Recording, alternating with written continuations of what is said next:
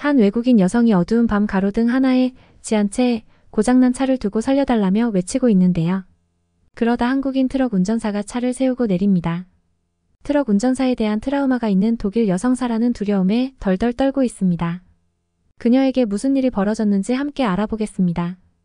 해당 사연은 해외 커뮤니티에서 발췌한 내용으로 재구성된 스토리입니다. 안녕하세요. 저는 독일에 살고 있는 사라라고 합니다. 제 나이는 22살이고요. 저는 베를린 국립대학교 역사학부 학생입니다. 제 취미는 두 가지가 있는데요. 하나는 커피 내리기고 다른 하나는 여행입니다. 여행은 국내 여행과 해외여행 둘 다 가리지 않는데 주로 학기 중에는 친구들과 국내의 다른 지역을 다니고 방학을 하면 해외여행을 다니곤 해요. 하루는 친구들과 이번 겨울방학에는 무엇을 할 계획인지 얘기가 나왔어요. 제가 한국으로 여행을 갈 생각이라고 했더니 몇몇 친구들이 같이 가자고 하더라고요. 그래서 친구 3명과 같이 한국으로 여행을 가자고 했고 여행 루트를 짜기 위해 각자 가보고 싶은 곳을 찾아오기로 했죠. 제가 역사학을 공부하고 있어서 그런 건지 여행을 가면 여행지의 역사와 문화유산 그리고 사람들의 생활 방식을 알아보는 걸 좋아하거든요. 그래서 많은 외국인들이 한국으로 여행을 간다면 주로 서울을 먼저 간다고 하지만 저는 경주 여행 코스를 짜봤어요. 그렇게 부푼 마음으로 친구들을 만나서 각자가 가고 싶은 여행지를 이야기하는데 세상에 이게 무슨 일인가요? 저를 제외한 나머지 친구들은 다들 서울을 가고 싶어 했어요. 남산타워, 경복궁, 한강, 홍대, 롯데월드타워 친구들이 가고 싶은 곳들이 참 많더라고요. 사실 이때 아주 잠깐 그냥 친구들과 같이 서울로 갈까? 하는 생각이 들긴 했지만 저는 혼자서 경주로 가겠다고 친구들에게 이야기했죠. 그렇게 우리는 같은 날 출국을 해서 인천공항에서 헤어졌어요. 친구들은 공항버스를 타고 서울로 갔고 저는 차를 렌트했어요. 경주로 떠나기 전에 인천공항에서 가까운 송도에 들렀다 하루 머물고 경주로 이동하는 코스로 이동하려면 차를 렌트하는 게 더 편할 것 같았거든요. 여행을 가기 전 한국에 대해 조사를 해봤는데 경주에는 한국의 역사와 문화를 잘 보존해둔 신비로운 유적지가 많이 남아있다는 사실을 알게 되었고 곧바로 경주로 여행을 가는 계획을 세웠어요. 여행 계획을 짜면서 알게 되었는데 한국의 교통은 매우 편리하더군요. 지하철과 기차를 타고 여행을 갈 수도 있었고 버스만 타고도 전국의 모든 곳을 갈 수 있었죠. 길을 알려주는 어플리케이션의 출발지와 도착지를 입력하면 이용해야 할 교통편을 잘 짜서 알려주더라고요. 사실 대중교통을 이용하면 몸이 편안해서 버스와 기차를 이용하고 싶었지만 개인적으로 돌아다니며 하나라도 더 많은 유적지와 문화유산을 보고 싶은 마음에 한국에 도착하자마자 자동차를 빌려서 타게 되었어요. 한국은 공유자동차를 이용하기도 편하더라고요. 저는 인천공항에 도착하자마자 카 쉐어링 어플리케이션을 깔고 차를 빌렸어요. 그렇게 렌트한 차량에서는 영어로 된 안내 책자와 내비게이션이 설치되어 있어서 깜짝 놀랐습니다. 지금까지 해외여행을 다녀보면서 영어권 문화가 아님에도 불구하고 외국인 전용으로 렌트카에까지 영어를 사용할 수 있게 배려해준 나라는 없었거든요. 덕분에 고생하지 않고 편안한 운전을 할 수 있었어요. 내비게이션을 찍어보니 인천공항에서 송도 센트럴파크까지 30km 이동해야 한다고 나오더라고요. 저는 렌트한 차량에 블루투스를 연결해서 신나는 음악을 들으며 운전하기 시작했어요. 인천대교가 끝없이 펼쳐지는 것과 인천대교를 운전해서 가다가 송도가 보이기 시작할 때 굉장히 멋있다고 생각했어요. 정말 인천대교를 건너니 바로 송도더라고요. 한국에 오기 전에 인천이라는 도시에 대해서 검색을 해봤는데 과거의 인천은 좀 어둡고 오래된 도시 같다는 생각을 했었거든요. 그런데 송도 센트럴파크는 외국인인 제가 보기에도 뭔가 도시 자체가 스마트하고 깨끗한 이미지여서 입을 한참 동안 못 다물었지 뭐예요. 그리고 저는 인천공항과 가까워서 단순히 경유해서 경주로 가려고 했는데 많은 외국인들이 송도에 와서 관광을 하더라고요. 이미 외국인들에게 입소문이 난 느낌이었죠. 커피를 한 잔 테이크아웃해서 공원에 앉아 있다가 혼자 여행 온 독일 국적의 여자분과 이야기를 나누게 되었고 얼떨결에 같이 문보트도 타고 사진도 찍게 되었어요. 이런 게 여행의 묘미겠죠? 그렇게 유유자적한 하루를 보내고 호텔에 들어가 쉬고 다음날 경주로 이동을 했습니다. 그렇게 인천에서 경주까지 고속도로를 타고 운전을 시작했는데 도심의 빌딩 숲을 벗어나 도시 밖으로 나가면서 유리창 밖으로 보이는 눈 덮인 산과 나무로 이루어진 풍경을 보면서 정말 아름답다고 생각했어요. 한국의 풍경을 감상하며 즐겁게 운전하고 있던 저는 저 멀리 톨게이트가 보이기 시작하자 슬슬 걱정이 되기 시작했습니다. 고속도로를 탔으면 톨게이트 요금을 내야 하는데 그동안 여행을 갔던 다른 나라에선 톨게이트에서 근무하는 직원들과 말이 통하지 않아 요금소에서 멈춰 한참을 실랑이를 벌였던 좋지 않은 기억이 떠올랐거든요. 그렇게 시간이 지나 멀리서 톨게이트로 보이는 패널이 보이기 시작하고 저는 운전 중인 차량의 속도를 줄이기 시작했어요. 그런데 옆에서 지나가던 다른 차는 속도를 줄인 저를 추월해서 톨게이트를 그냥 쌩하고 지나가 버리는 것 아니겠어요? 저는 저렇게 운전하다간 사고나기 십상이지라고 생각하며 천천히 톨게이트로 진입하려는데 요금소는 없고 그냥 톨게이트 패널만 있는 도로가 펼쳐져 있었습니다. 저는 당황하며 톨게이트를 그냥 지나치고 말았는데 갑자기 차량에서 띠링 소리가 나더니 알 수 없는 한국어가 들려왔어요. 다른 차들도 따라 들어오는 걸 보고 눈치껏 그냥 지나가도 되겠지라 생각하며 나중에 알아봤는데 한국도 독일 못지않게 톨게이트 자동화가 상당히 진행되어 대부분의 도로는 정차할 필요가 없더군요. 덕분에 한껏 가벼워진 마음으로 운전에만 집중할 수 있었습니다. 그리고 공유자동차를 반납할 때 정산하면서 알게 되었는데 고속도로 톨게이트 비용은 나중에 비용 정산 시 청구가 된다고 하더라고요.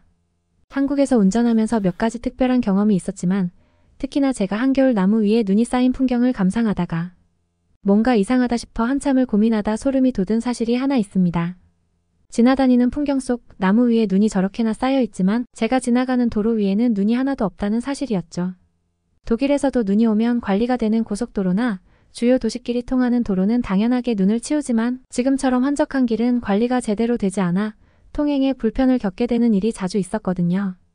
그동안 이런저런 일들을 겪으며 여행이 주는 묘미는 현지에서 겪는 트러블도 포함되어 있다고 생각했는데 한국에서 불편함 없이 목적지까지 편하게 이동하면서 이런 여행도 나쁘지 않구나라고 생각하게 되었죠.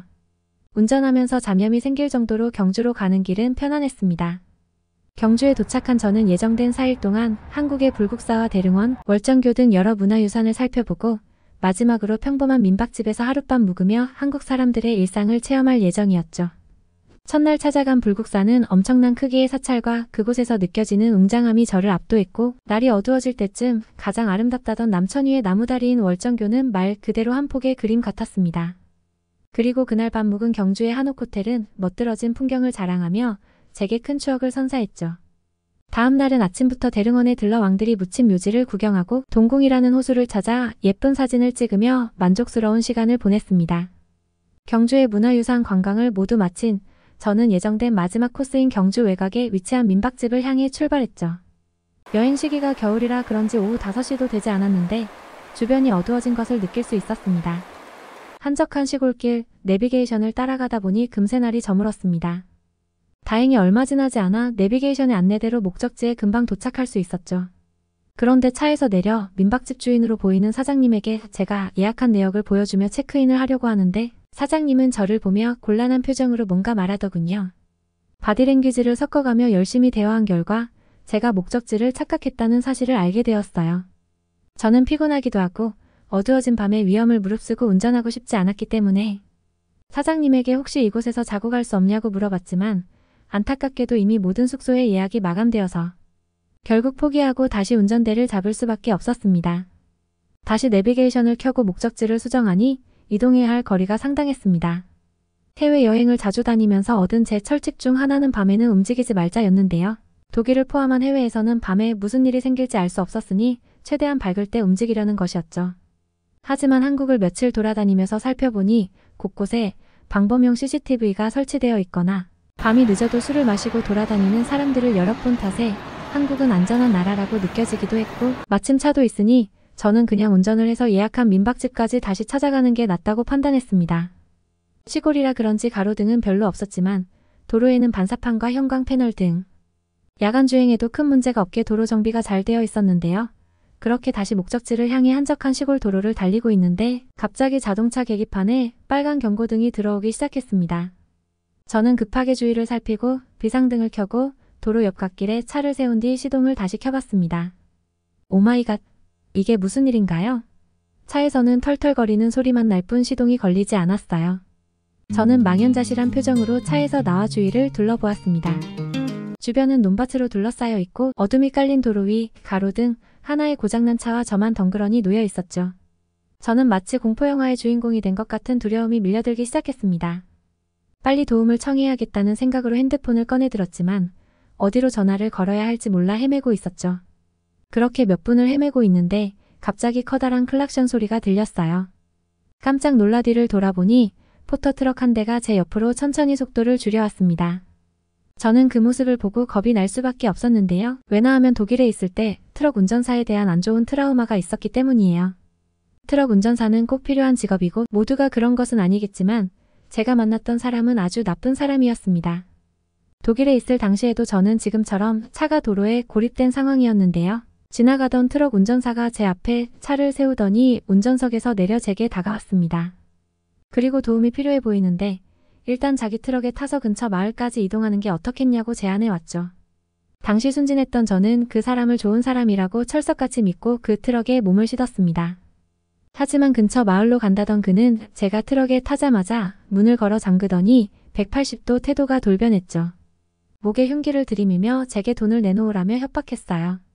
천만다행히도 저는 가지고 있던 돈을 트럭 운전사에게 쥐어주고 탈출해 집으로 무사히 돌아올 수 있었지만 나중에 뉴스를 보니 저와 비슷한 상황에 처했던 여대생이 성폭행을 당하고 살해당한 끔찍한 사건도 일어났더라고요. 그 일을 겪고부터 저는 트럭 운전사에 깊은 트라우마가 생겼습니다. 그래서 한국에서 트럭 운전사가 제 앞에 차를 세웠을 때 저는 제 차 안으로 황급히 들어가 차 문을 잠그고 벌벌 떨고 있었어요. 그냥 친구들과 함께 서울로 갈 걸 그랬나. 그 순간 후회를 엄청나게 했어요. 제 예상대로 트럭에서 사람이 내렸고 제 차로 다가왔습니다.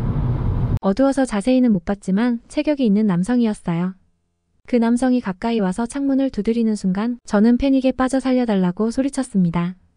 그러자 남성은 다급하게 제 차 안을 살피더니 자기 트럭으로 돌아가 뭔가를 들고 돌아왔어요. 그 남성이 돌아와 제 앞에서 한 행동에 저는 당황을 감추지 못했는데요.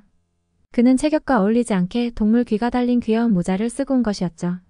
그 우스꽝스러운 모습에 혼자 겁먹고 있던 저는 갑자기 맥이 탁 풀리면서 웃음이 나왔습니다. 그리고 진정하고 차량 밖으로 나와 그 동물 뒤 모자를 쓴 남성과 대화를 시작했죠. 저도 한국어를 못하고 그 남자는 영어를 잘하지는 못했지만 번역기와 손짓, 발짓을 해가며 어느 정도 소통을 할 수 있었습니다. 그 남성은 저를 돕고 싶다고 했고 저는 제가 처한 상황을 설명했죠. 남성은 고개를 끄덕이더니 제 차로 다가가 종이뭉치를 꺼내보고 어딘가로 전화를 걸었습니다. 그리고 30분 정도 그 남성과 대화를 하던 중 차 한 대가 이곳으로 다가왔죠. 그들은 몇 가지 장비를 가져와 제 차를 점검하더니 얼마 지나지 않아 차의 시동을 걸어줬습니다. 그들은 저에게 배터리가 어떻다고 말한 것 같지만 사실 잘 알아듣지는 못했어요.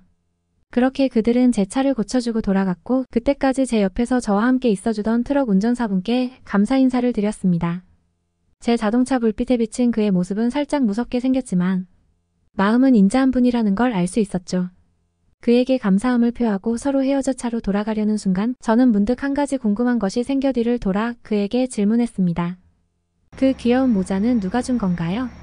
그 질문을 들은 트럭 운전사는 세상을 다 가진 사람처럼 웃더니 제 딸이요라고 말했습니다. 그리고 본인이 조금 무섭게 생겼으니 딸이 꼭 쓰고 다니라고 했다고 하네요. 그 말에 저도 웃으며 제 차로 돌아갔고 무사히 예약된 민박집을 찾아갈 수 있었답니다. 그렇게 제 여행은 끝이 났고 그 도로에서 겪은 추억은 평생 잊지 못할 것 같네요. 지금도 그 아저씨를 생각하면 절로 웃음이 나는 고마운 사람으로 기억에 남아있죠. 저에게 한국에 대한 좋은 기억을 심어준 그 트럭 운전사 아저씨에게 감사함을 표합니다. 오늘의 사연 어떻게 들으셨나요? 낯선 땅 대한민국으로 여행을 와서 야밤에 큰일을 당할 뻔했던 사라는 친절한 한국 트럭 운전사에게 도움을 받아 무사히 숙소로 갈 수 있었는데요. 대한민국에 정말 마음이 인자한 분이 많다는 걸 알게 되었네요. 오늘 준비한 사연은 여기까지입니다. 구독과 좋아요, 알림 설정은 영상 제작에 큰 힘이 됩니다. 감사합니다.